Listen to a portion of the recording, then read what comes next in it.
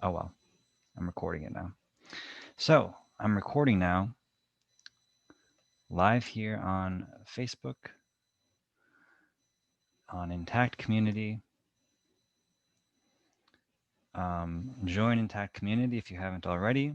It's my new Intactivist group for the Intactivist community.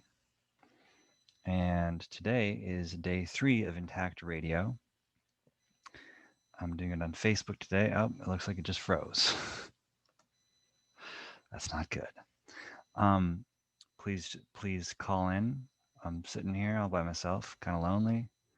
Um, trying to do a talk show, but I need people to talk to. I don't know if anyone's actually watching though, so I may be just yelling into the abyss, and my my browser looks like it's totally frozen right now, so that's a little discouraging.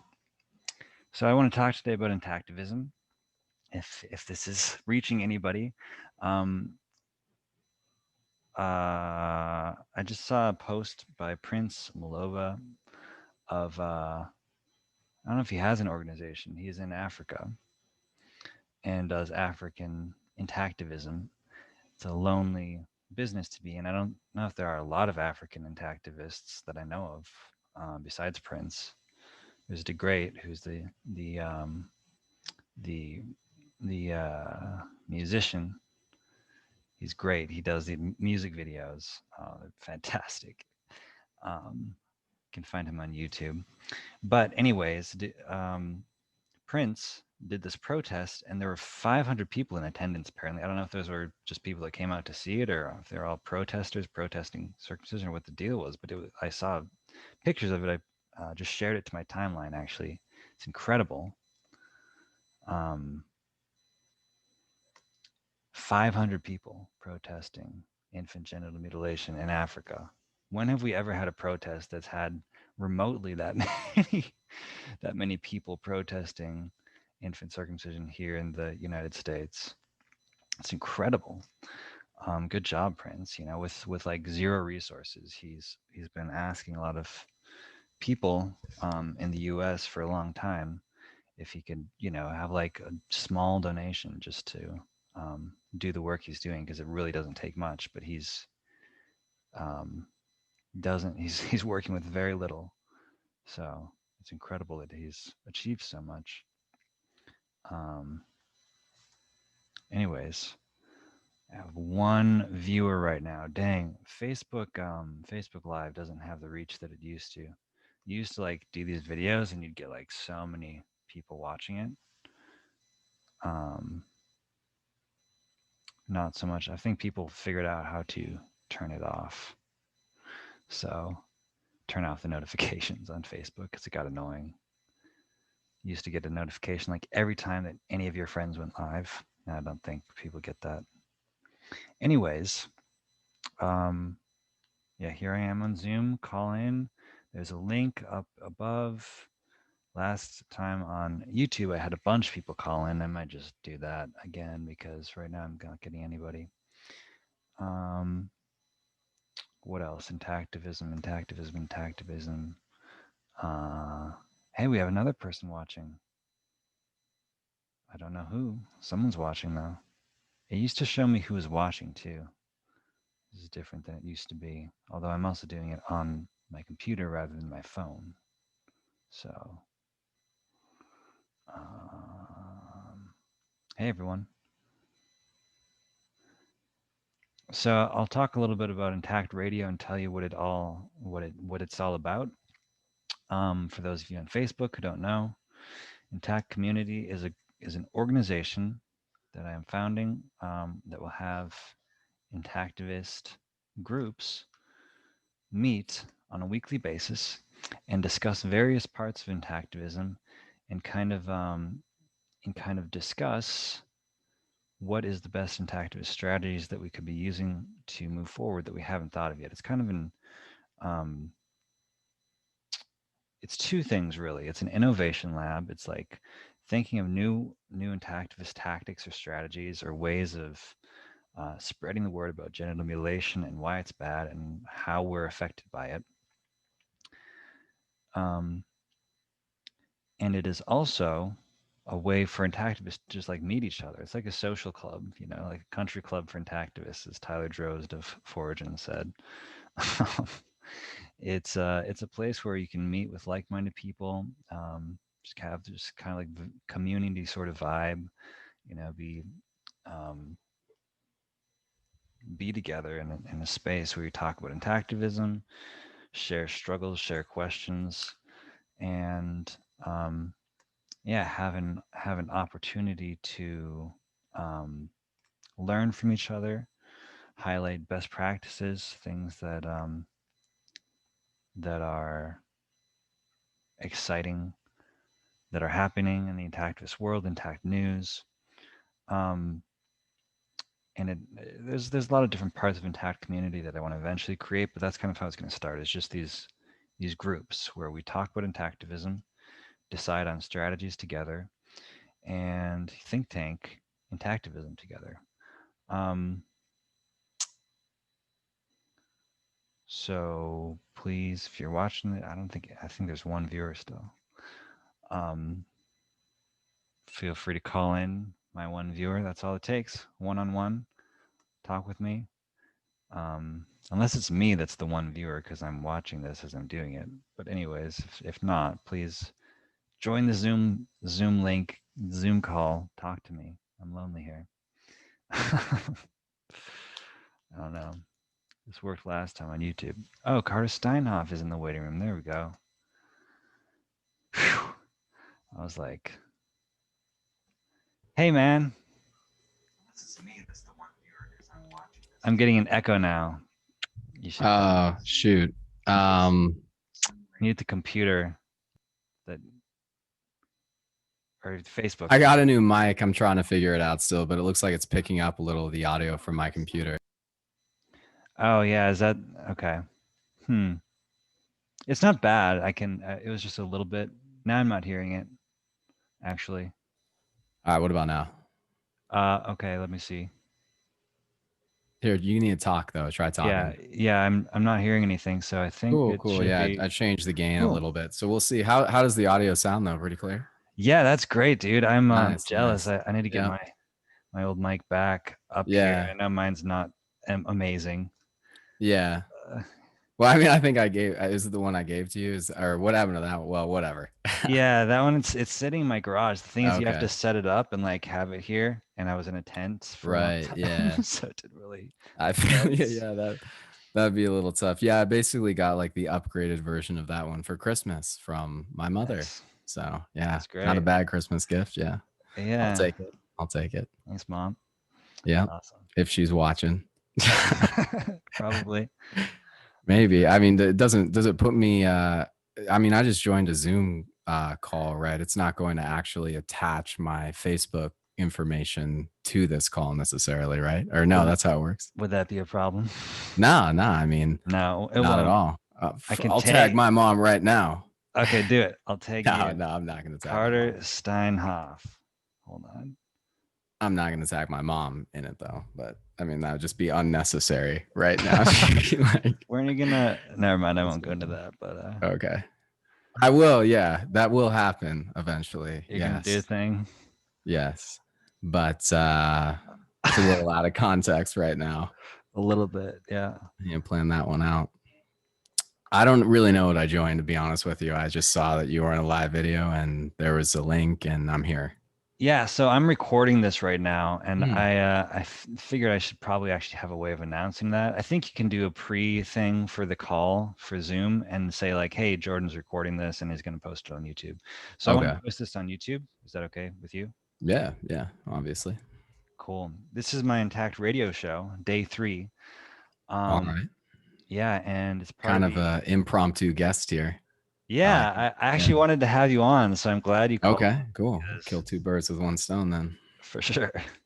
Yeah, and basically Intact Radio. I don't know if I told you about it. I think it was in that document I sent you a while back. Oh, A okay. little bit about it, but it's like a daily show where I just have like shit talking about genital mutilation, any related Okay. topics. Sounds right up my alley. So I know that's glad your to be thing, a part right? of it. Yeah. It's what I'm doing already. So Right. now I'm just putting it on video. Exactly. Well, you're on that. There's that one of you in Denmark. Right, Um, right. With Johan and Johan then Freeman. another, Is it? what's his name again? Nick Freeman.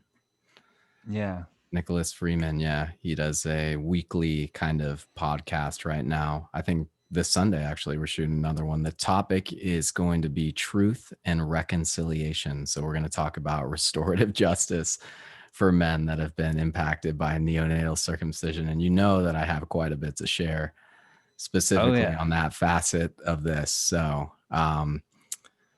looking forward to it. Yeah. I'm thinking about starting to link those on my Facebook. The only issue is I do have a lot of crossover between my professional life and my personal life right now. So like previous students that I've taught and even staff members at the boot camp that I'm teaching at, they're like friends with me on Facebook. Right. And so I don't know yet if I'm ready to like, they definitely, I put my intactivism out there, but I definitely, escalate it when I get on some of these podcasts and reveal how I really feel about this. But I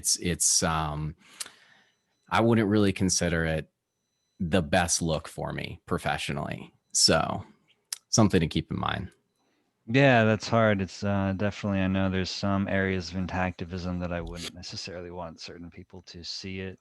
Yeah. And that's kind of the issue right now is you put it on the internet and, especially on your personal profiles like Facebook and things like that.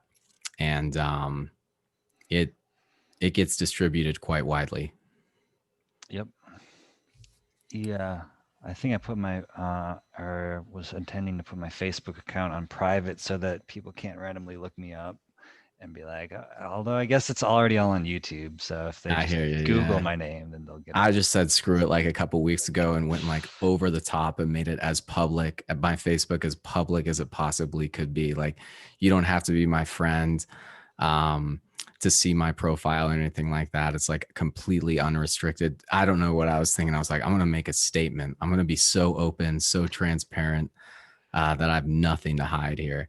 And honestly, it's kind of freeing, but at the same time, you have so much to lose, right? You have so much to lose by doing that, especially if you're an intactivist and have strong opinions in general. That can really cost you professionally and personally with people that you know. So, but it is what it is. I'm making a statement. I'm saying, I stand behind what I'm saying, and there's a lot of feelings that I have around that. There's pride that I have around that. I'm proud that I'm doing that. It feels good. It feels good to put my signature on something like that. And it's also, I feel real as well. I don't feel like I'm hiding behind something.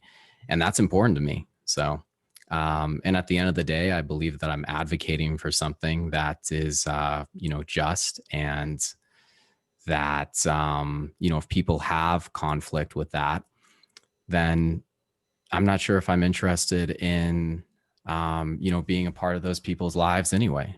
So, Right. Yeah, I found that the people who I care most about for the most part are pretty on board with it. Like it's like, right, or at least haven't said anything to me to the contrary. We're like, no, I'm not gonna be your friend anymore.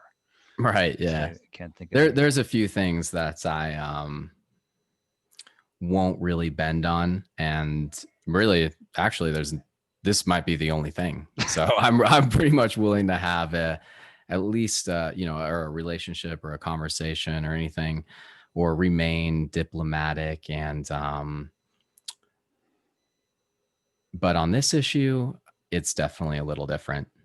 Um, and I need to be so careful on how I speak about this, but this is one of those things where I just feel like the reality of the situation is, first of all, not how most people commonly believe it to be. So the average person that you're speaking with on this is not really going to understand it at the depth that you do. So you kind of have to have some tolerance for that. But at the same time, if you have the opportunity to break it down and they still believe that excising, genital structures from a fragile neonate is a permissible thing to do, I'm gonna have a problem with that. And I'm looking to criminalize this practice, actively working towards this pursuit. So I don't have tolerance for people that are still interested in continuing this practice. And that's a strong statement right there. Right. But I'm trying to craft and mold my society into one that does not permit this practice, that criminalizes it, and has a very negative view on routine infant circumcision in general. And really, not just criminalizes the practice, but demonizes it.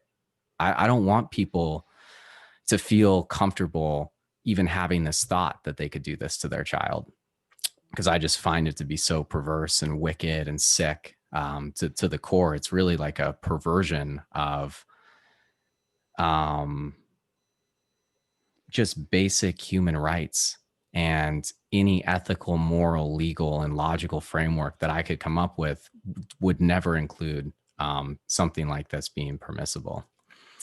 Right. So, Yeah, that's a good a lot of good points you bring up there actually.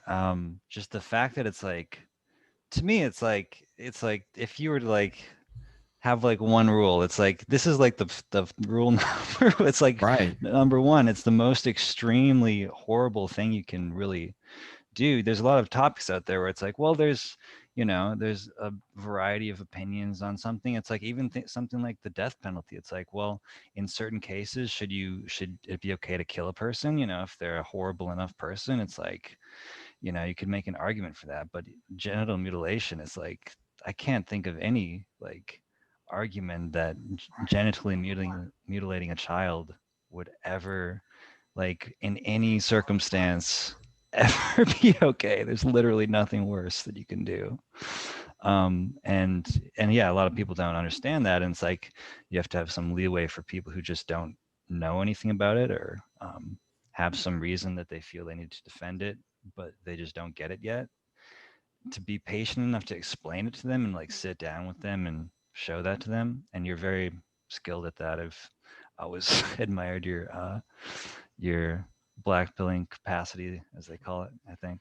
yeah, But it takes some time, some effort, and some skill to be able to do that. Not everyone has that capacity to actually show people that. So I think it's hard for people when they like are trying to show someone how horrible genital mutilation is, and they just can't get across that message to someone. A lot of people right, yeah. And I don't think the get it. reality is that most people are going to be unable to communicate the gravity of the situation, for a lot of different reasons. You know, the primary blockade is that it's just so uncomfortable to talk about, especially as a man who's was cut neonatally, right? It's just incredibly difficult to breach this subject, um, because of that whole mix of emotions that you get along the way when you start bringing this up and presenting this to people. It's like you have to have a level of ego loss almost. You have to just accept, first of all, you have to accept that you were compromised in some way by this. And oftentimes it's really significant. Like I'm like, oh shit, it's mutilation, right? Even right now when I'm saying it, it's still that passage hasn't really dissipated. It has definitely since the beginning, but admitting that and being like, I feel genitally mutilated by this. There is so much behind that word. And oftentimes I think we forget the significance of that word. And really it's a type of identity in a way that you take on. Mhm. And so sharing that with someone, it's a very intimate detail, very, very intimate, but it's the real way that you communicate. Oh, you gotta I walk just need to away. turn the light on because I realize my face is getting completely dark. And I'm like, Okay, no worries. sorry, yeah, the Yeah. gravity of genital mutilation. Yeah, I'm just saying that's how you communicate the significance, right? Is you bring it back to yourself. And that's where you can derive so much authority in a conversation, is by sharing your personal anecdote, your personal experience on this. And that's where I have the most,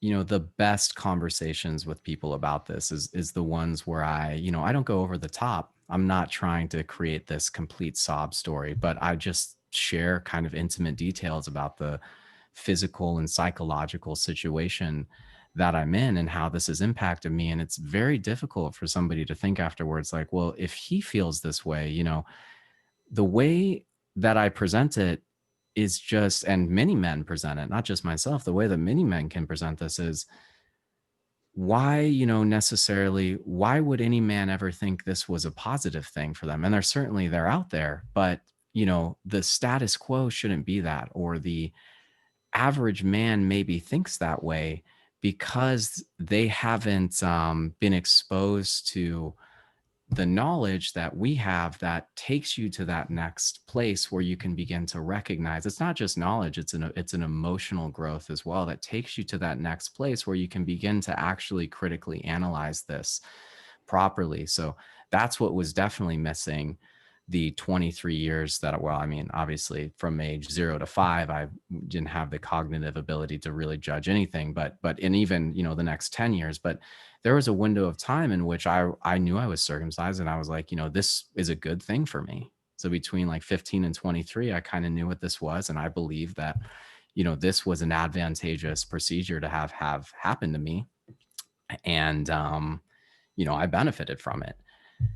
And then things began to change in how I could like emotionally process information and how I could have a level of humility and things like that and say, I'm not, I don't need to always be this hardened character, this hardened individual who's incapable of feeling a depth to my emotional state. And when I kind of allowed that growth, that emotional processing growth inside of me, very quickly I was able to, or this happened to come, into my mind by chance. But when it did, I was at a stage in my life where I could properly not only digest the logical side of things, but the emotional side of things as well, where I could admit, that I might not be perfect and my ego didn't get in the way. It actually pushed me forward. I was in a place where I could say, where I could admit that, oh, not only did, my parents make a grave mistake that seriously cost me, but my society in general has systematically created a framework in which this can be permitted and this can be tolerated, and I have no legal framework and things like this. All of these things are just so difficult for the average person to really wrap their mind around. You have to go way outside of the box to begin deciphering this very, very complex. You're like, there's no way. I remember having these intense feelings like, there's no way, even though I was starting to recognize the physical damage, I was like, but there's just no way my parents would allow something that hurt me. I remember feeling so intense, but I was like, there's no possible way that they would ever tolerate something like that. They're there to protect me. That's their number one first goal. So if this was bad, then they would have investigated, right? If this was something kind of suspicious, then they would have done a full-on thorough investigation, researched hundreds of hours. And, I trust my parents to come to the right conclusion.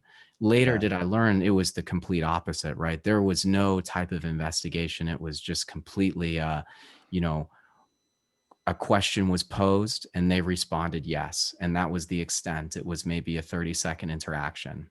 Right. So there was no kind of learning and discovery process involved with that at all.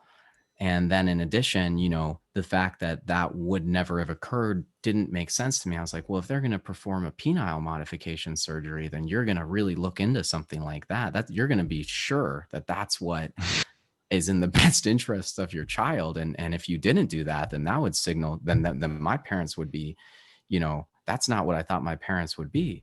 So I had to challenge all these notions. And then societally, I was like, the United States, there's no way that they would ever hurt a citizen. and just had that cavalier cowboy attitude about it. Some light We're enlightenment. number one. We are number one. And I'm not kidding. So I'm not kidding. And I'm not even really embarrassed now because I don't know what led me to that place in my life at the time, but that's where I was.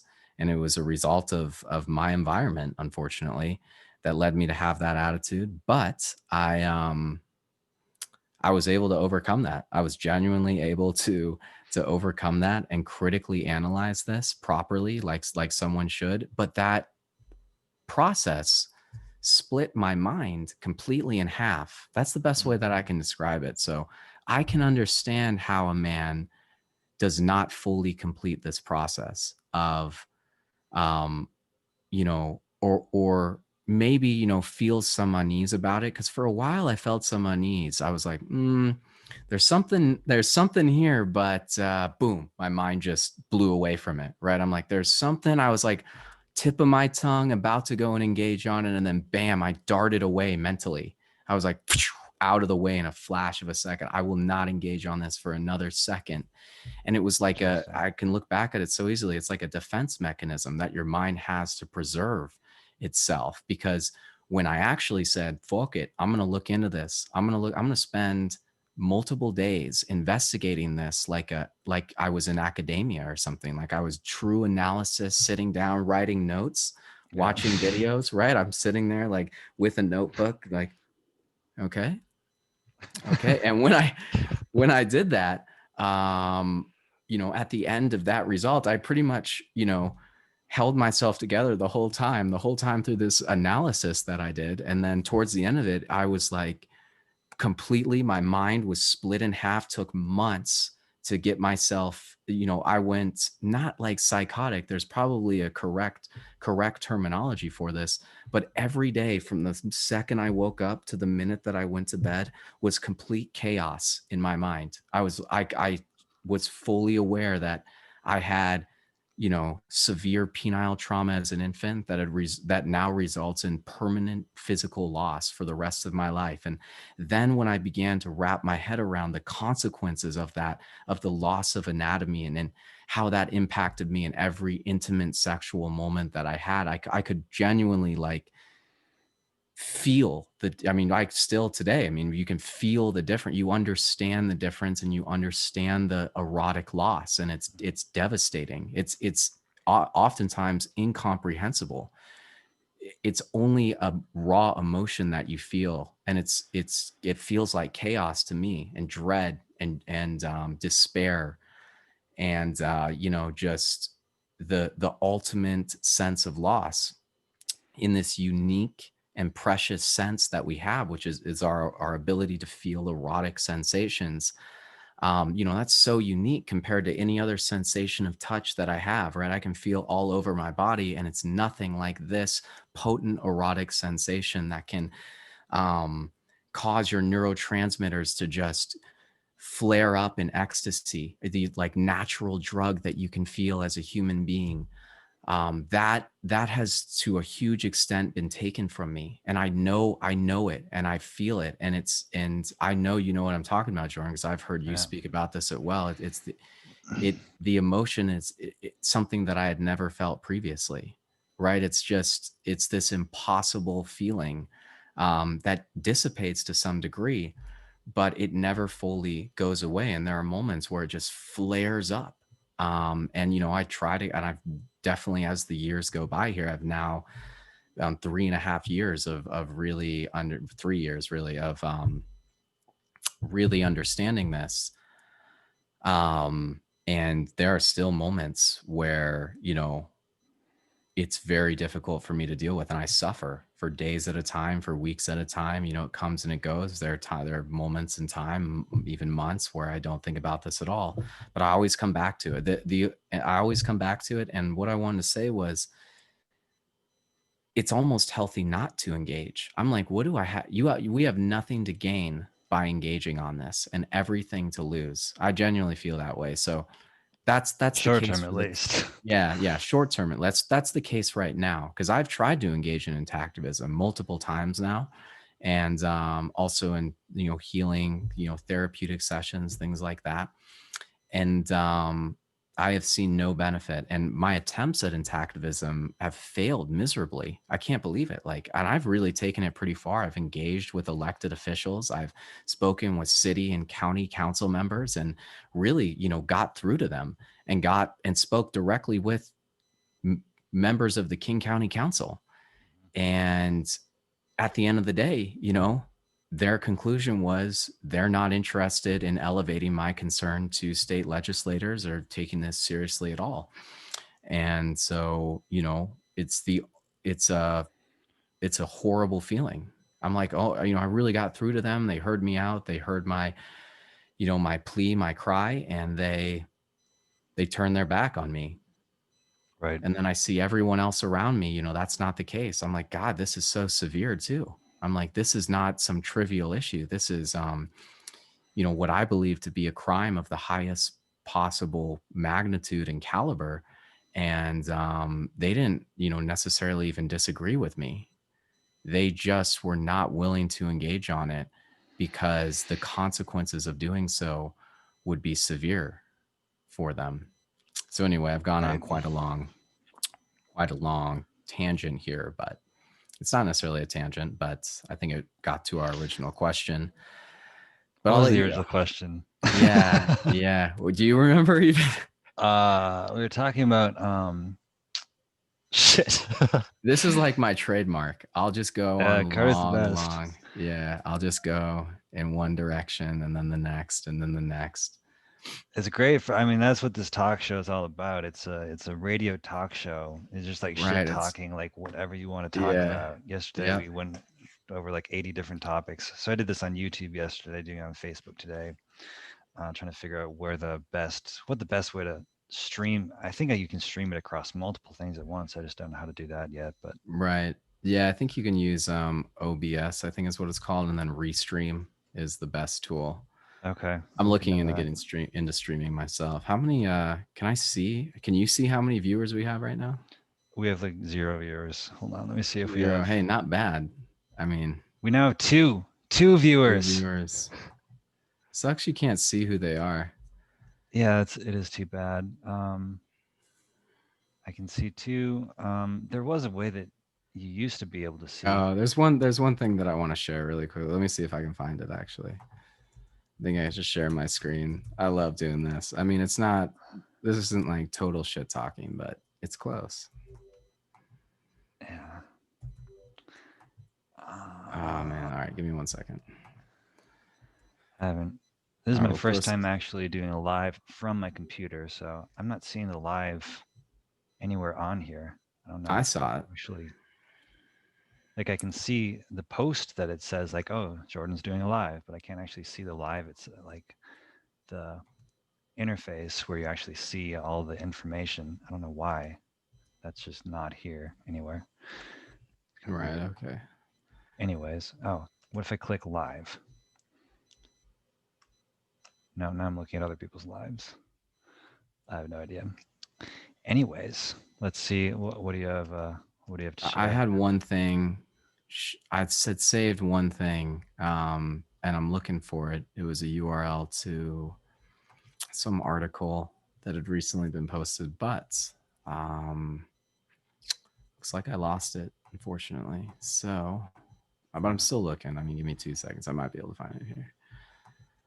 So we will have, by the way, just because there's no one watching now, I'll probably have hundreds of people watch this on YouTube later, YouTube, yeah. and there's usually a good number of people on Facebook as well who watch after it's done. So Right, right. All right. Well, I'm still trying to find it. It's worth spending 1 second on. Did you see Brian Earps, or he would like co-publish an article recently? yeah, his on the social consequences or social psychological. Yeah, yeah. Pretty interesting. It's so weird. It's like giving me an option to go like, do you want to go live? I am live. Stupid. Or it's not giving me an option, but it's taking me to that page. It's not showing me the live I'm already doing right now. It's for some reason. Interesting. Did I just close it by accident? Now I can't reopen it. Whatever. So, but that's the what you wanted to share was that No, article no. or I wanted to share the article. I'm still looking for it. Ah, man. Yeah. Well, maybe you can just ask me a question. I'm determined to find this. Um, but if you have something else to share, I'm down to talk about it. I'm one just quick still looking question that for came this. up just when you were saying all of that. It was really interesting. Like, how long did it actually take you? Because for me, it was like I um, had heard circumcision was like, oh, there's some reason you have to do it, and it's like I thought it actually like benefited your sex life or something, or made it more sensitive because the foreskin wasn't sensitive, and so I just didn't know anything about it. I was like 18, and then I learned about it, and then I was like, oh shit, this sounds horrible, and then I like learned about it really like right away. But it sounded Yeah, like for you that took actually time for you to be like ready to like open up to it. Like how long was that point from when you're like, oh, maybe there's something suspicious to where you actually did the research? Like what was probably only like a month, to be honest with you. okay. Yeah, so not Sounds too long. Um, but that's not necessarily true. There was some time where I was like, my understanding of it was really vague. Was the issue? So I was like, I wouldn't do this to my child, but there's no consequences for me, right? So there was a time where I was questioning. I was like, but it was more about the choice side of things, right? And that's what I noticed that a lot of individuals at ICASM want to focus on. And I understand that perspective, but the issue for me is not that my choice was taken away. I'd actually be perfectly fine with my choice being taken away. The issue is that it's has removed tissue that I consider to be very important. And, it's difficult to mount an argument to say otherwise. So, this tissue is erotically charged, it's specialized, it has a very functional purpose. It's some of the most precious tissue on my body. And so it's the opposite of something that I personally would ever want removed. And I would imagine that most people would think the same, right? If they believe that this tissue to be important erotic tissue, genital tissue, erogenous tissue, mhm. that they would want to preserve it. And I think that's the case for most people. So, right now, what we're dealing with is the majority of men who are circumcised neonatally, they don't believe that. They don't believe that the tissue has any value at all. And I don't even think that there is necessarily that argument is valid. I think you could make a strong case that that specific facet of their argument is not valid. That's not subjective, is what I'm trying to say. The tissue has properties. Um, I guess if you don't want to have a penis with all of its erotic tissue on it, all of the tissue that makes it erogenous. I don't know if erotic's the right word. I'm going to keep using it. I've had people give me feedback, erotic makes me uncomfortable like that, but it is what it is. That's how I like to describe it because um I think it really adds context to what I'm discussing here. So yeah, it's erogenous, it's erotic tissue that is very valuable to me. And I guess that's subjective from my perspective, but then for somebody to say that they don't really care about having the maximum amount of erotic tissue on their body as possible, that to me is very alien, a very alien way of thinking that I can't even wrap my head around. And I think the majority of people feel the same way, especially those that are intact, but also those that have been circumcised neonatally. They believe that they have no no important tissue was taken. The things that we've heard is absurd, right? The things that they've said that this is like, a legacy from the past. We don't need it anymore because we have pants now, right? This was to protect us from thistle bushes. I've heard things like that, right? That was to protect from the thistle when people didn't have pants. Now that we have pants, it's not an issue anymore, right? We don't need Right. this, and it's actually a bad thing to have it. So most people, I shouldn't say in absolutes like that, but a lot of people don't believe that this has any value at all and is actually, maybe decreasing the amount of erotic sensation that you can feel. Now, we've learned that the exact opposite is true. That's what I believe with every fiber of my being, that they not only did they kind of get it wrong, but they, in every possible way, got this wrong. This is some of the most erotic tissue on my body. Um, and it has a functional purpose, a very strong function. It's not even like the functional purpose is minor. It's like the primary stimulatory mechanism for your penis. It's like a primary functional erogenous zone that has properties that make it immensely valuable. In what world would a man not want this? And I want someone who's circumcised to explain this to me, because I'm at a total loss. I've thought about this. I've really tried to think from their perspective, and the conclusion that I've come to, I've drawn a complete blank. I've drawn an absolute blank. I don't know what you're talking about. What's the benefit? An STD risk reduction? I mean, if you're willing to excise tissue from your body for an STD risk reduction, I mean, why don't you take out your eyeball to reduce the risk of an ocular cancer or something? I mean, this is important tissue. Why don't we just remove everything Right. possible that we can without dying? So I'm not in that mindset. I'm not in that mind. I'm not a penis mod guy. I guess that's what it is at the end of the day. I'm not a penis mod kind of guy. And for you penis mod kind of guys out there, first of all, where are you coming from? Please, I want to have a serious conversation with you, a diplomatic, real conversation with you, where I can really, probe the situation here and see where you're coming from. It's not that I, um, think you're these absolutely crazy people. It's that right now, I don't know what ground you stand on by wanting to have a penile mod, unless you have like a serious medical condition like frostbite or gangrene, or potentially a case of phimosis that's unresolvable by any other means, and you need to get a minor amount of tissue removed. Um, that's one thing. But the man that just wants to go out there and mod his penis up, at the end of the day, you're free to do what you want to do. But I want to know where you're coming from, because this is something that I seriously think about a lot and can't wrap my head around. Who would want a penis mod Hmm. that takes away, not just any penis mod, but one that takes away primary erogenous structures on your penis?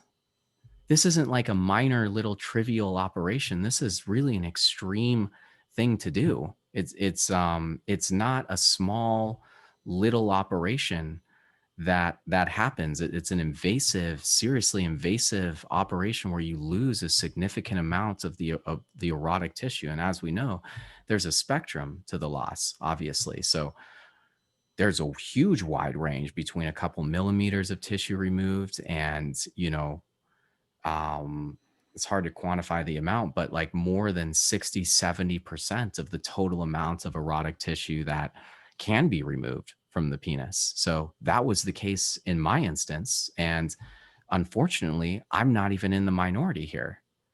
So large amounts of tissue being removed from children's penises really seems to be the norm, at least for our generation. Um, where if we look at the coverage index, a lot of guys are in between that C1, C2, maybe even C3 range. Um, and really, it seems like a lot are in the C1, C2 range when they start out. And, when you actually go and measure the quantity of tissue that's been removed, the erotic tissue, at the very least, it also comprises a huge amount of the total amount of tissue on your penis. But the erotic tissue, it's dipping into like that 60, 70% of the potent mucosal membrane tissue that has this serious implication for erotic stimulation. And, no one really knows that. Even many intactivists, like when you bring up numbers like that, that's devastating to you sexually. And if I'm wrong, please somebody call me out. I want to be called out. I don't want to be right. I don't Right. want to be right. I've analyzed this, and that's the conclusion I've come to. Please, like, I'm begging you, I don't want this to be right. I don't want this to be the reality for me. So if you can prove me wrong, and you have those metrics, you have that data, you've analyzed this, and you have something to present, reach out to me personally, please, um, and let me know, because I don't want it to be this severe, right? I don't want this to be the reality for me and so many other men, that, our sexual lives have been seriously muted, and that it was our parents' fault and the physician's fault in our society's total failure by everyone we trust. So that's not like a society. That's anarchy. When you just go and systematically create a framework in which millions and millions of men in this country are, heinously tortured and mutilated. And again, if there's even a fraction of a grain of rice of doubt in your mind that this is heinous torture and heinous mutilation, and that the suffering is of the highest caliber, then, let's sit down together and watch the evidence that I've acquired. Mm-hmm. So, reach out to me. I wish we could do it on this live share, and Jordan and I will pull up infant circumcision videos where we watch children being tortured 20, 30 plus minutes. The whole time they're being defiled in the most perverse and wicked and wild of ways that you could ever imagine, just being heinously, heinously defiled. And you can see the psychological trait. There's no way you can walk away from that situation. And apparently, unless you're a physician or a parent who does this, who, I don't know what happens. Their brain shuts down. Any typical person can analyze this and you're in total shock. You're in disbelief at what you're watching. It's worse. I'm more uncomfortable than if I were to watch a Saw movie or something. And it literally looks like a horror show. It looks like a horror movie type situation where you just see an infant being, completely, and it's perverse too. That's the other thing, is that you're like, whoa, this is not only is this an injury that's happening, not only is this an assault, but it's like this perverse assault, this wickedly disgusting sexual type of assault. And don't tell me that it's not sexual when it's the sexual organ being mutilated. What, where do you even stand on that? What ground do you stand on when you say that it's the sexual organ being mutilated and defiled?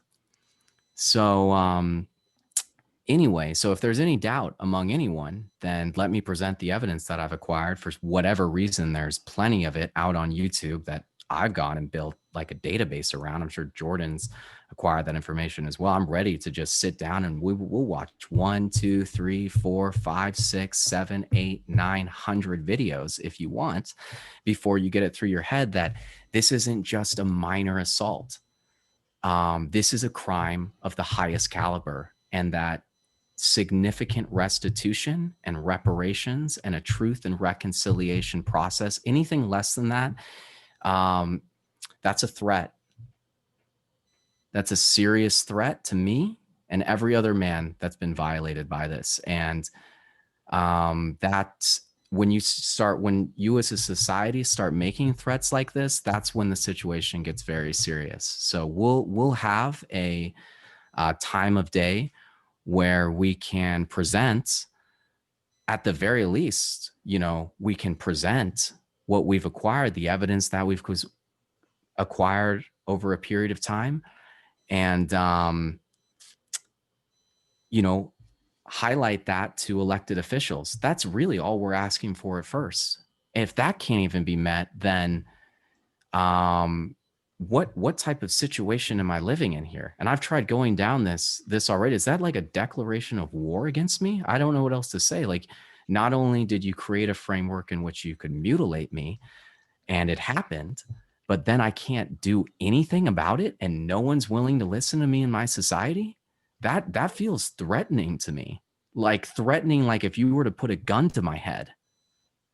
So you don't want more people like me in your society. I'm telling you right now, this is a scary situation for everyone involved, because I'm trying to engage on this diplomatically right now. I'm working so hard to engage with this diplomatically. And the violation, though, is egregious. And I'm looking, begging for illegal frameworks. And you know it. Everyone who talks to me knows it, that it's unacceptable that this was done to me and every other, completely unacceptable. And the fact that I don't have a legal framework to pursue anything is a crime in itself, just the fact that the framework doesn't exist. But then when I go and try to bring that framework to fruition, I'm met with complete silence from every party that I could, an entity that I could possibly reach out to. They have no interest in engaging with me. While I see all around me social justice issues being elevated to the highest level, and then they abandon me like that. When the issue is so severe, it's not like my right to vote was taken away, or I never had the right to vote, or I couldn't use a drinking fountain. Those are serious violations. You know, there's segregation. I was assaulted in the worst of ways, permanently mutilated. They can't fix this like by changing legislation or something like that. I'm permanently physically mutilated. That's a crime. And I'm reaching out and trying to create a bridge where I can elevate this voice. And not only am I hearing silence on the other end, it's they don't think this is worthy of being elevated. So I genuinely do not feel privileged in any possible way, even though that's how I'm treated. So this is the opposite of privilege, what happened to me, and the psychological and physical consequences of being mutilated. That's the opposite of being in a privileged class, the complete and utter opposite of that. Right.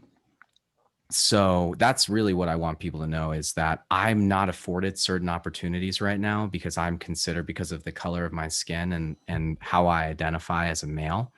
And this is actually an issue right now when I go and pursue social justice issues and try to elevate this specific civil and social issue within elected officials, is right now I don't meet the current,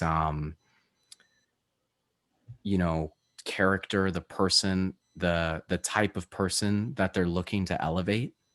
And I'm judged on that. And it's very apparent. It is very apparent when I engage with these elected officials, and that really needs to be called out. This framework right now of elevating, you know, certain voices is costing me, because I'm not right now in that narrative and I'm overlooked. I genuinely feel that way. And it's not just a feeling, it's like so obvious. It's embarrassing how obvious it is to these. They don't even try to hide that this is what's going on here. So I don't fit a certain type that can have their social issue elevated at Mm. all. Yeah. And yeah, so I'll stop for right now, but I'm looking to explore that in more depth. That's a huge, I feel, I know what sexism is. I know what feels like racism is, and saying things like this can get me like canceled in our current culture. And I really I'm not afraid of that. You know, you say something wrong one time or something like that, someone else that the majority doesn't agree with, and they'll like ruin your life. But the reality is every second of every day, you can be a completely different person than you were just a minute ago. So to permanently mold somebody to say, this is who you are for the rest of your life, and this consequence defines you for the rest of life, that's a sick thing that's going on right now in the media. It really is. Even the people that I find to be extremely, you know, I'm looking to reveal flaws in their character that I believe, right? So people that circumcise children, you know, right now the strong Jewish lobby that's keeping this practice or is trying to persist this practice within the Nordic region and really across the world right now. You know, I'm looking to have their character evaluated. and for people to really pass some judgment here and say, what's going, let's take a real look at this and what's going on here. Um, but at the same time, the last thing that I ever want is for their character to be permanently assassinated by something like this. I want these people to grow and realize that their point of view is not acceptable in not just modern society, but any society that ever existed. It's seriously, it never fit into any civil, logical, legal framework that ever had been devised, and somehow it had weaseled its way in. But I don't want their character. I don't want to come back. I want them to grow and realize. So people who have take issue with what I'm saying, if you really have a problem with that, then you should want me to grow as an individual, not to try to silence me and cancel me permanently, and then use that as ammunition against me again and again and again. Why do I see this happening so much? Anyway, I'll let you go, Jordan. I've really dominated that for some time. That's all right. Yeah, no, good points about excuse me. I breathed in lemon water, Damn, bro. which is Damn. not pleasant. Um, yeah, no, all good points. You have a very strong voice. I'm sure you're aware, and as you say, a fearlessness that comes from having confronted this issue in such a deep way that most people just aren't able to do. I mean, I think there's also a certain social, I don't know what it is exactly, social intelligence or ability to communicate, um, that's also required. But then a certain psychological, yeah, a lot of men are just so destroyed by this, even just trying to go into it. I mean, for the first 5 years that I was looking into it, like I couldn't talk to anyone about it. I didn't talk to any of my friends or my family. I tried to talk to my parents, and it did not go well. Um, I just couldn't bring myself to really explain this or do anything or say anything about it for a long time. And doing trauma work actually did help me to first start to be able to do that. But yeah, it's a pretty crazy thing to try to deal with psychologically. It really can split you in half or just destroy you in a certain way. I think you bring a lot up that's good about also the extremity of it. It's so extreme. I think that's part of why there's no framework for it. It's like, in modern U.S. culture, we expect that things this crazy aren't going to happen, and I think that's Yeah. part of why there's no framework for dealing with something this out. It's like, this things like this don't happen is kind of the assumption that most people would make or have. So it's so it is the like most important thing in my life would be to have my whole genitals and to be able to experience my sexuality with the most pleasurable part of my cock like intact. I don't get either how, people people don't get that. Seriously. It's pretty bizarre, but the question to me comes up is like, what then, how to bring this to, because I don't know either if it's possible to, well, if officials are, when that's going to happen or how that's going to happen. But I feel like what I'm trying to do here, intact community and intact radio and different things, is try to build up a community more of people like yourself, where these voices can be elevated in a community that we can control. There's some things we can't do because Facebook, we can't share circumcision videos. I had a playlist of circumcision videos, and it got reported, and I now have a strike on my YouTube account. So that's being threatened with being taken down because I tried to share someone else's videos in a playlist. And so there are things we can't do, but we can always be vulnerable, like you say, and share our experience and share the simple facts, like Right. the fact that the You know, foreskin is the most erogenous tissue. It right. has And 10 I times I more nerve notice, endings than any yeah, other part of your body, absolutely. literally. Absolutely. And some another phrase that I'll throw out there from time to time is, saying that, I'm looking to criminalize this practice, and I'm also looking to police this practice. So once it's criminalized, I'm looking to actually sign up for law enforcement and be on the front lines, finding people that are still routinely mutilating children and finding them, and either, I, I'm not going to get into imprisonment and things like that, because I Yeah. honestly believe that that is not really the optimal way to move forward on this issue. But I people thought you were going to certainly say have to go killing them through or a learning and education process. And that sounds really dystopian, but I don't know right. what else to do. If you believe that this is permissible, then there is this major flaw, this deep character flaw that not only needs to be exposed, it needs to be challenged, and then it needs to be rectified so you can be reintroduced back into a civil society. Because we have rules. Like, I don't want to live in anarchy, right? And as long as this is going on, I feel like I'm living in genuine anarchy here. Mhm. So when you permit and tolerate and systemically create a framework in which children can be mutilated, because that is exactly what it is, that's not a society to me. That's not a society to me. So I'll work very hard, very, very hard, night and day, to create a society that I feel comfortable living in, but just honestly, a society in general, not just, a society that I feel comfortable living in. I don't feel like I live in a society right now, because this entire thing seems like only something that'd be permitted in total anarchy.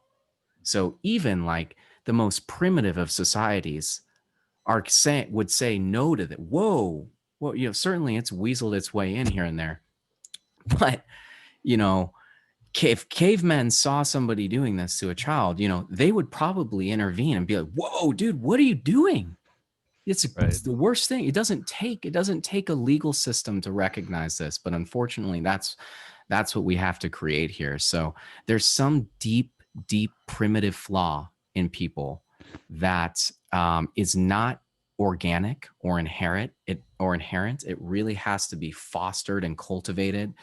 The original people who conceived this, and just all those weird torture practices in general, Mhm. I don't know what was up with those guys, but the average person does not gravitate towards penile mods on children. That there has to be like this environmental pressure that creates this bizarre scenario. It's really like I can't wait until proper analysis can be done on this, and we can actually, you know, get a fair amount of people to investigate this practice and give a diagnosis and a feedback on how this even originated, the genesis of how this originated, and how it perpetuated and things like that. Because once you're out of the matrix, it is like so the most alarming thing that I've ever come across in my life, 1,000 times over. Especially in a modern society like America, you can't believe it. You seriously, and it is like a take the red pill moment, because as soon as you do that, you're like, whoa, the world is not what I thought it was. Right. And that experience in that moment maybe takes a couple of days for a couple of people, took a month for me. For some people, it's instantaneous. But once you really do your research and homework on this, um, and you go past just the surface, because there's a lot of intactivists that are like, I watched American Circumcision and I know it's bad. And I don't even mean to mock them. Seriously, I know that wasn't even appropriate. But no, you don't. That's all I have to say is no, you don't even know a fraction of what Jordan and I mean that in a very serious way. When you've watched every infant circumcision video on YouTube, and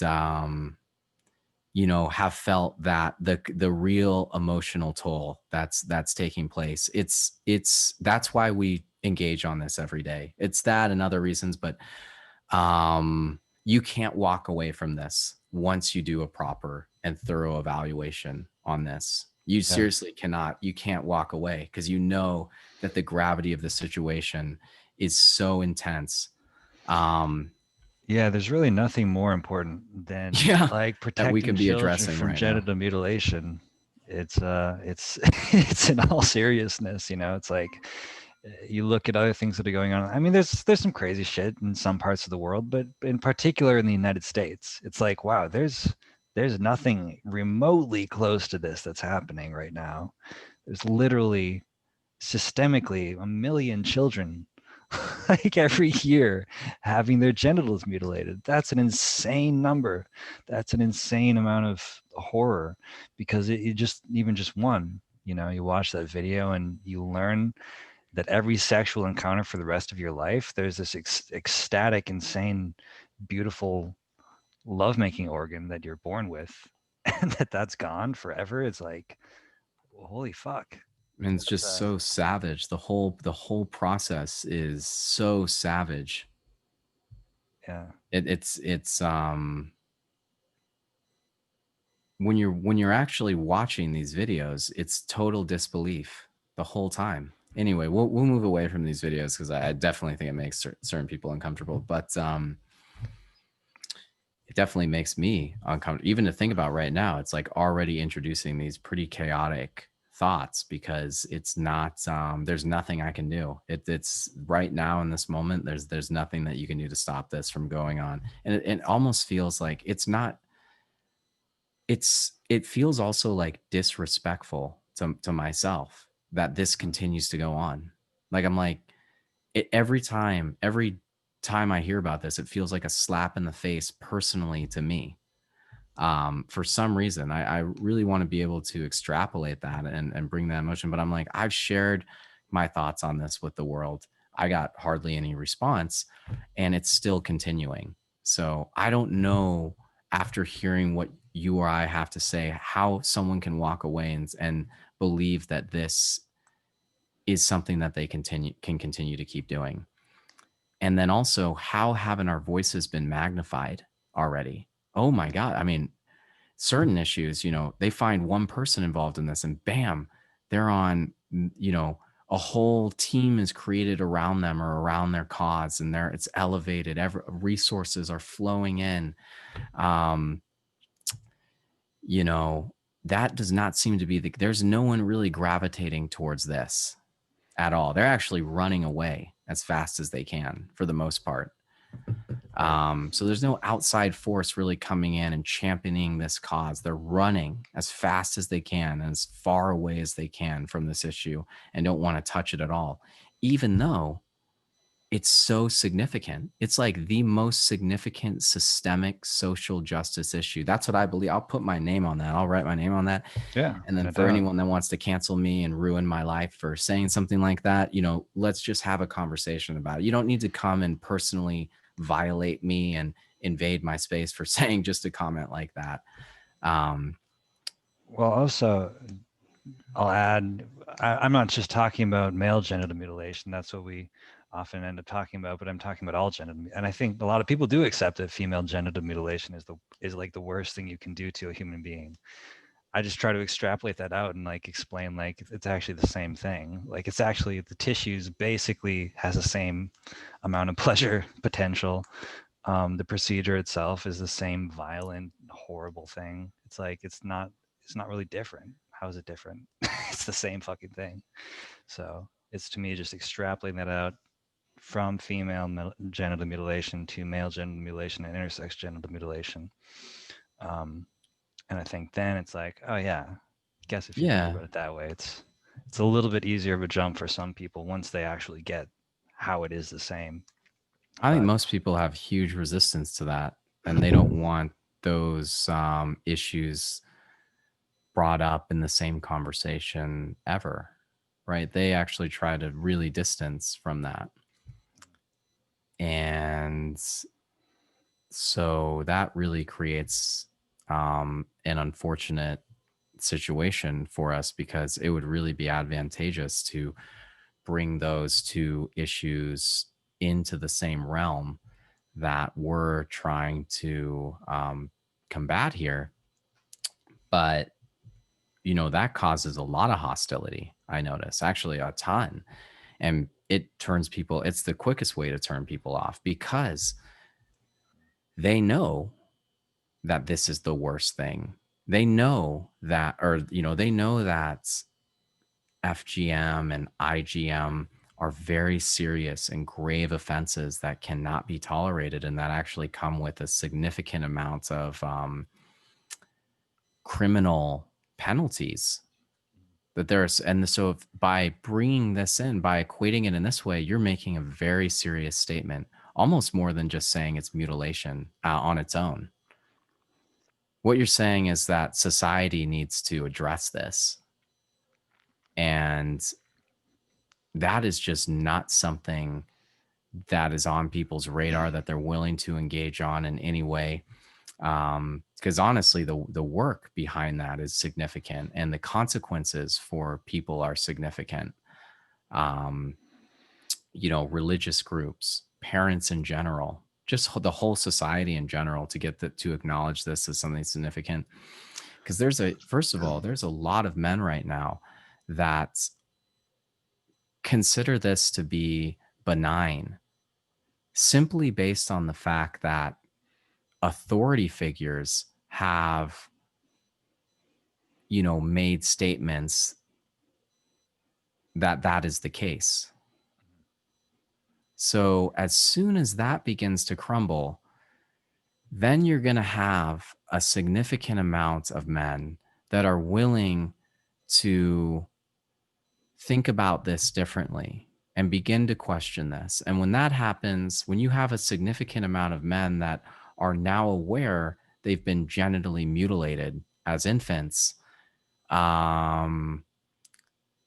I don't really know what the consequences of that are. Right now, our numbers are actually extremely small, and the amount of men that have seen through the looking glass here, or have been red pilled, if you will, is incredibly low on this issue. Seriously, it's shocking how low it is.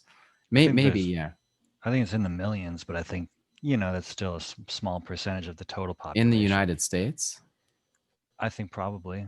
probably. I don't know how Yeah. many. It's a spectrum, right, of men who are just like, oh, that sounds like something I wouldn't have wanted. Sounds like probably was bad. I think that's at least tens of millions of men. But I think the ones who are actually like really seriously affected is in the hundreds of thousands or maybe millions. Okay. But it's Yeah, still, really. that's still like a percent, like 1%. Yeah. So it still Yeah. seems very small. But the numbers, Right. like, if we actually were able to unite in some way, that's what I try to bring up to people. It's like if we actually could collectively tap the entire number of people who think genital mutilation is bad, that's millions of people especially across the globe. If you include all, I think there are definitely millions. I mean, it's still quite low considering how horrible it is, but um, yeah, no, it's a good point. It's a good point. When people do wake up to the fact, it could have very serious implications for society. Um, you know, overnight, if a billion men suddenly were victims of genital mutilation and recognize that, uh, that would have a lot of, I mean, psychologically, first of all, just like, holy shit, that would be a lot of, if all men were as traumatized as and I think you are, and men who really understand this deeply and have seen the videos and get it, like, that would be pretty uh uh uh big. That would Yeah. be a Like lot of what I'm men. saying is, I don't feel, um, if there isn't significant type of compensation or repercussions or things like that, that's totally unacceptable to me. And I honestly want to hear somebody mount an argument against that. Why are we not deserving of a truth and reconciliation process within our government, in which the government honestly evaluates this? Something like this happened in South Africa, Mm. um, where like the federal government there investigated something, and then so there was a truth process and a reconciliation process in which resources were allocated towards the victims of this, and it was quite significant. And so what I'm advocating for is something very similar, a truth and reconciliation process in which the federal government and state governments as well, and hopefully, um, the medical community, whatever that means, right? Like communities of medical professionals, um, do a proper investigation into the consequences of this and interface the entire time with the victims, right? So this is like a victims investigation where they're going, the sole purpose of the investigation is to understand this from the victim's perspective Hmm. and understand the consequences, the reasons why these men feel a physical and psychological loss, and those consequences that are physical and psychological, understanding that.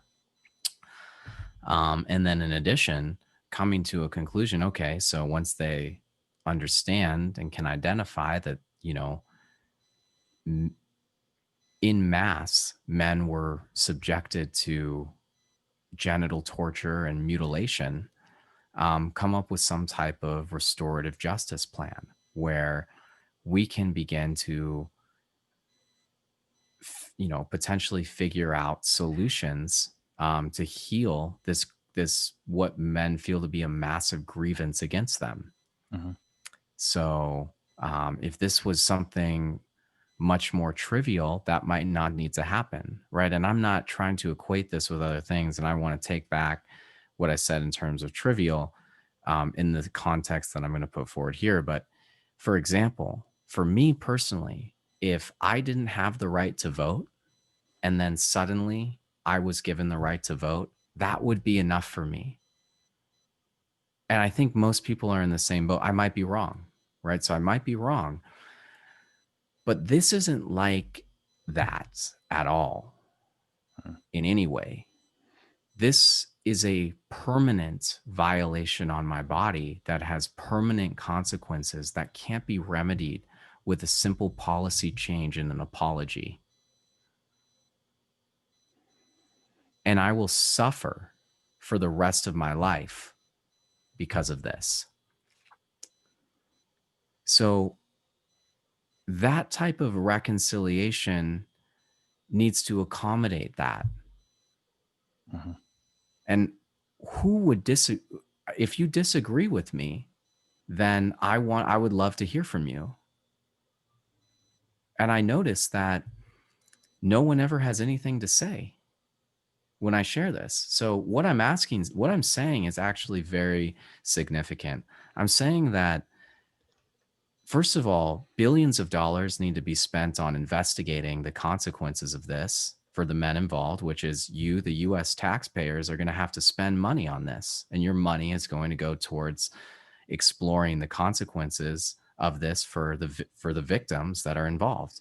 So billions of your dollars are going to go towards that. And then secondly, billions of your dollars are going to go to the restorative component of this, where the men that have been heinously defiled and tortured and mutilated by and not necessarily directly by them, but a framework was created in which this could be perpetuated on us, and a legal framework was permitted in which anyone could go upon the parents' permission and violate a child. So my parents should not have had permission to be able to do this. The physician should never have had permission or a framework to do this.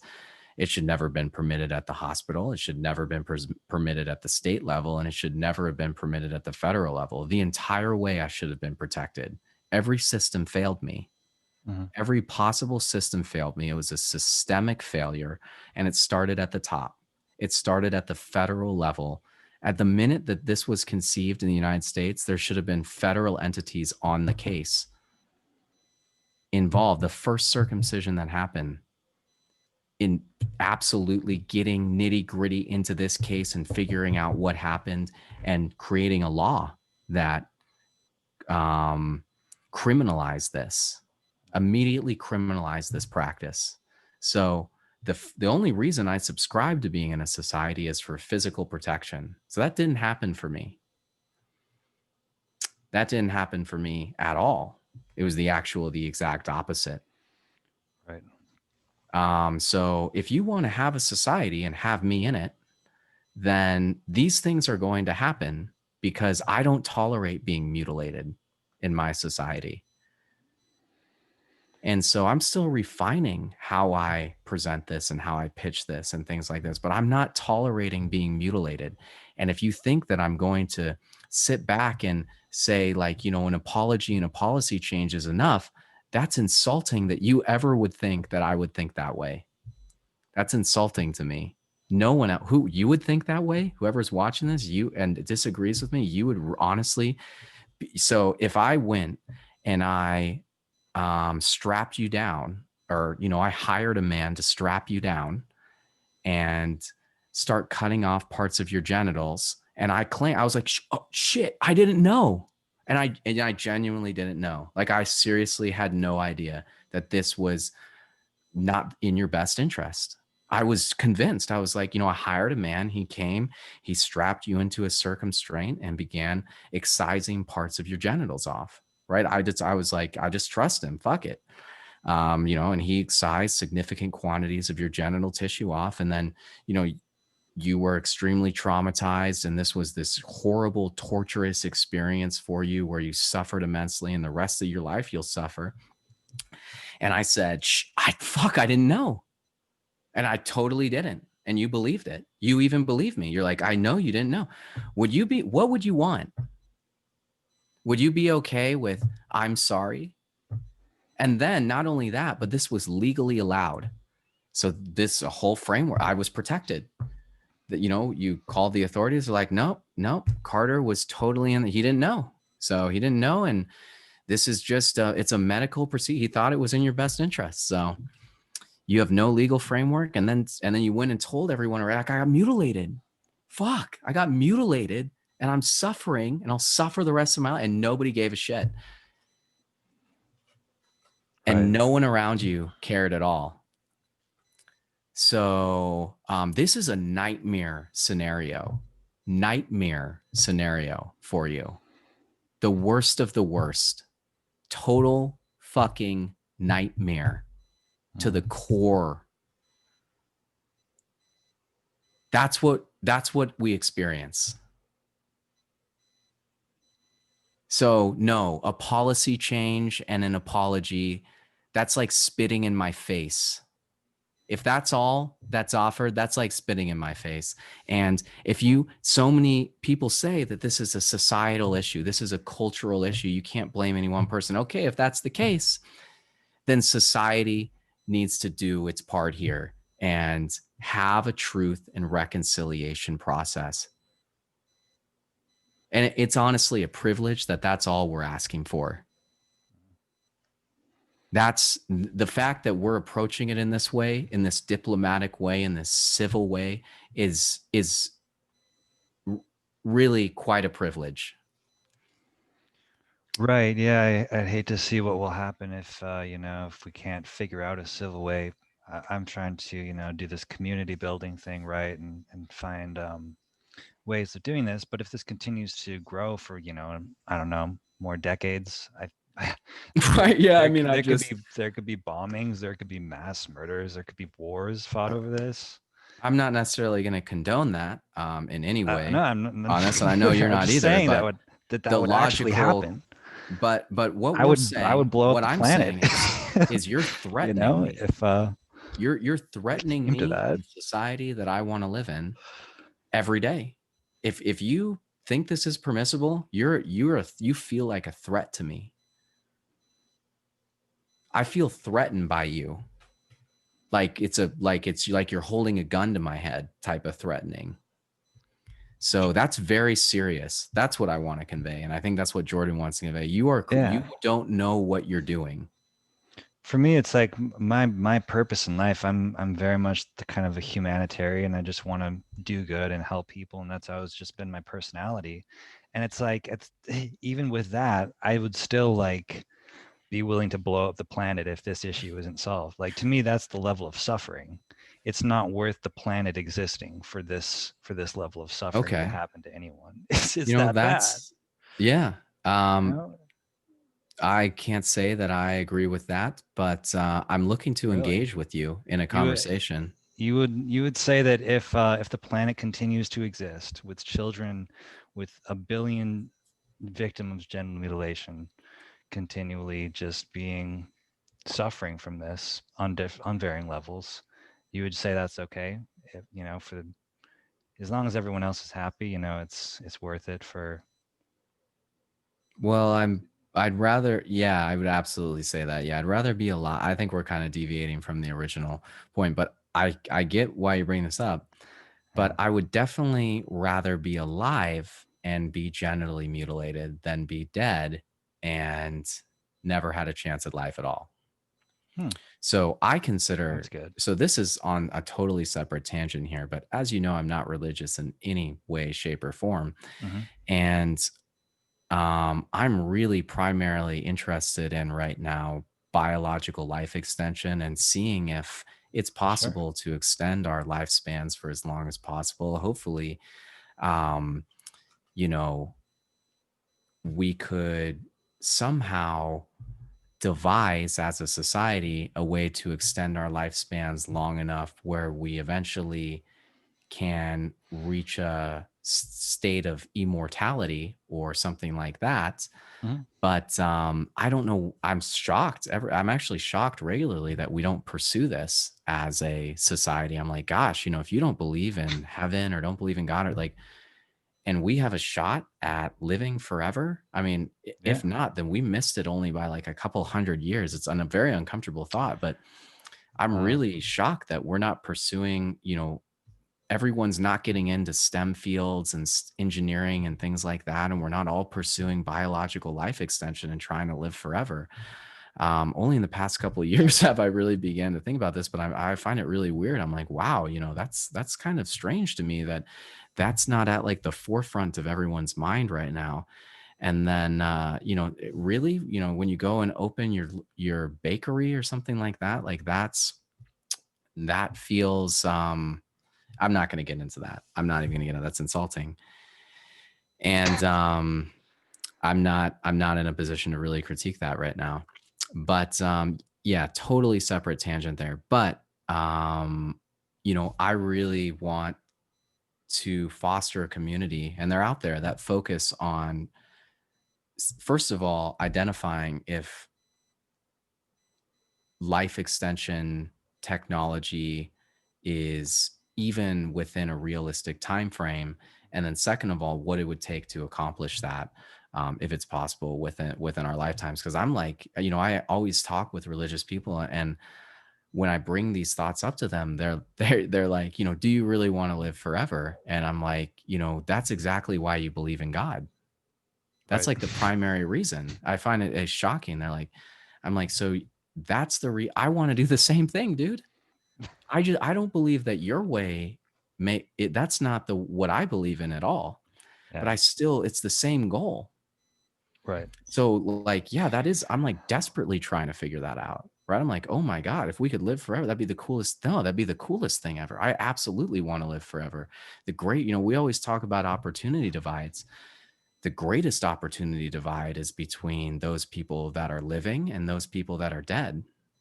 So don't have Hmm. any opportunity when you're dead, by the way. For anyone out there that's really focused on, you know, eliminating opportunity divide, there's nothing for you. You're literally dead. Oh my gosh, that's so significant to me. So anyway, getting back to your original point, just to give you some philosophical reference for where I stand on that. I believe human life is the most precious thing ever, and we should be doing absolutely everything to preserve that for as long as possible. And that really kind of ties into a lot more. Like I have a strong sense of self-preservation and preservation of others because of that, because I have that framework where I believe that even a single life loss is this incredible, the gravity of that. I feel it. Like I feel it emotionally when I hear somebody's past or something like that. I'm like, shit, we lost another person, another life force on this planet. And it's devastating to me. So no, absolutely in no way, shape, or form would I want the earth to end if this situation couldn't be figured out, because I believe there's more to life than this, even though it's very, very significant. And then also, um, if it is possible to extend the human lifespan significantly, then there is a realistic chance that there would be a solution for this issue, as well. There would be very strong regenerative medicine, in 100 years from now or something like that, um, or even before that. And so, no. Anyway, that was such a long tangent. Sure, yeah, I get what you're saying. A lot of the futurists like Peter Diamandis and Stephen Kotler say, talk about life extension that we're probably within like a few decades of the point where we're extending life faster than we're dying. So yeah, definitely very possible by the end of our lives. I'll be right there with you, investing in the whatever biotech is required for that. But um, I guess to my point, the point I was trying to make is if the suffering in the world outweighs the amount of happiness, then that's not a world that's worth living in, you know. It is for the people that have happiness. But yeah, but for the average person who has more suffering than the happiness It's that actually outweighs it, pretty rare that somebody suffers enough to the point that they don't want to live, though. maybe I don't know. I think it's irrational in a way. I'll admit it's probably irrational to say that my suffering is that profound that it outweighs, or that our suffering or the suffering of all Do you genital think mutilation maybe that in victims some outweighs. instances you're projecting your own experience? Like, if right now on many days you're like not experiencing much joy or something like that, Mhm. then that can get pretty difficult pretty quickly. So, and no joy at all, right? If all of the zest of life has been sucked out of you and you're just existing, then you can develop very pessimistic thoughts incredibly quickly. And so potentially you might project that own experience, which humans do all the time, and absolutely including myself on a daily basis. I do this, Mhm. my own experience onto others. And so what you were originally trying to say, though, is that if the collective suffering of enough people outweighed, you know, the will to live of others or The the desire to happiness, live, if it's like if you're yeah, if there's more unhappiness than happiness, if the world overall was like an unhappy place where everyone's like, but ah, it's really fuck not, being it's not alive. like that. It's like there's typically how it works is you go through like a range. So you're, and some points you're happy and other points you're sad, Hmm. or, a whole spectrum of emotion. And so at times the collective suffering could outweigh the happiness, but that doesn't mean things can evolve over time and change.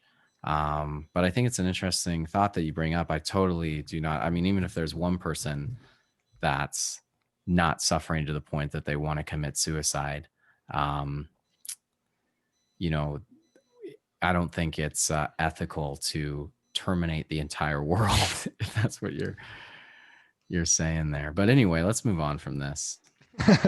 Sure. Um, I don't, Um, yeah. yeah, no, there's a point you were making before that about truth and reconciliation. I think that um, it's totally realistic. I mean, there's a long time when the collective consciousness wasn't aware of the harms of smoking, really. It was kind of like this shady thing, and tobacco companies were just making billions and billions of dollars. And I looked up, what famous class action lawsuits there have been in history, and the biggest one was actually the $200 billion lawsuit of the big tobacco companies. So $200 billion is a lot of money. I think genital mutilation is at least as severe as the damage that smoking causes. And so I think it would be perfectly reasonable to expect hundreds of billions of dollars to be distributed to victims, and invested in a regenerative medicine technology, um, which is really the only potential solution that we might have that would actually kind of address or fix this. But yeah, I think that's a very good way of looking at it. I don't know if yeah, if, what exactly it would have to be, but it has to be a very um, massive collective awakening and awareness of like shit. This is on the level. It's on a whole different level than it's not just gonna fade away. I don't think it's not just gonna be like, oh yeah, that thing happened and then we just stopped doing it and it was no one really cared. Right. At least that's not a. I'm really trying to achieve the point where everyone is aware of just how important this sexual tissue is.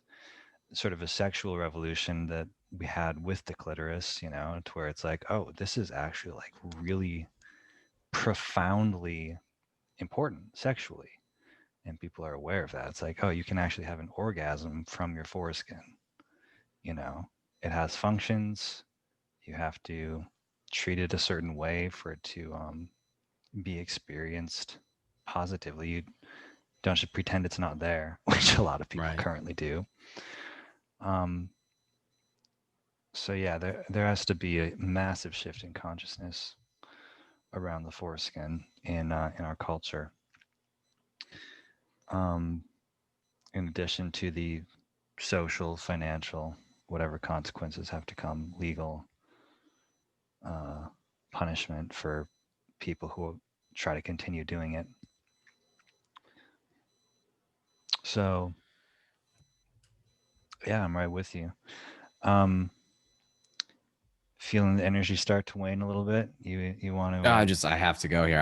I've stayed 15 minutes longer than I really even could have stayed. But Okay. yeah, so let's wrap things up here. Yeah, I gotta go eat some dinner here with my family. After the other day, it was pretty awkward. I had like saved this movie to my list of watched videos or like upcoming videos that I want to watch. And among like a very large group of family that I had never really breached this issue with, um, it was like I went to Amazon Prime. Like they wanted to watch a movie on Amazon Prime, and I was the only one who had a Amazon Prime subscription. And so it's like Amazon Video, you get access to that. And the first thing that popped up on like full on the screen was the details of this movie. It was called Circumcision the Movie or something. Hmm. And The for like movie. 1 minute, I felt for like 1 second, I felt really awkward. And then I was just like, fuck it. Fuck it. I want them to know. I'm glad you guys know that this was in my queue. And I didn't even switch for a minute. I just stuck there and like looked at everyone. They had no idea what to think of it. I don't think they really knew that I, you know, uh, had have feelings or thoughts on this topic at all. So it was definitely an interesting moment for me. But I had 1 second of like mortal terror, and then complete relief washed over me, and I said, "All right, I'm just gonna completely own it." Nice. And I just did. I just let it sit there for a minute, didn't say a word, and then finally navigated away, and went to the search bar. That's good. Yeah. Yeah. It's never as scary as you think it's going to be in my No, no, it isn't. experience. It's like the first time they ever post about it on the Facebook or whatever, it's like, oh, Yeah. no one actually cares. No. Oh, I think they cared though, is the thing. No one said anything. I didn't have the confidence in that situation to like bring up a whole spiel about it. It was not the right time, but I definitely made a statement just with that. All right, man. I absolutely do have to go though, so I'll talk with you later. I can link to your YouTube if you want or something. I actually don't have a YouTube, so Or what's I don't his have a name? channel. Yeah, don't have a That channel yet. that one that your organization forefront. I haven't Uh, got that online yet either. what's the guy who you're Nick podcasting Freeman. with? Nick Freeman. I'll send a link to Nick, good old Nick. If you want to see more Carter, I'll link that below. So Nick Freeman YouTube. Yeah. Nick Freeman. Oh, that's the wrong Nick Freeman. All right. I'll have to. Is his name even Nick? Jeez, I think I got that wrong. Damn. That's not. Oh, yes, it is. It is. Okay. Embarrassing. Shoot, I really thought I dropped the ball on that for a second. All right, I'm gonna throw that in the chat. You can send that Oh, over. cool. Thanks, man. All right. Talk to you later. All right, later. Peace out, man. Peace. All right. Thanks for joining me today. And Carter, I don't know if anyone ever tried to join this because I don't know what I'm doing operating this thing. But thanks for everyone who has joined today. I am now going to log off. Yeah, I have no idea where I would see anything related to this. This is kind of unfortunate. Yeah, thanks for watching. We'll be back again tomorrow with more Foreskin Radio. Sorry, Intact Radio. We talked a lot about foreskin today, but we talked about other things too, like clitori and intersex genitals. Thanks for watching, and I will talk to y'all later.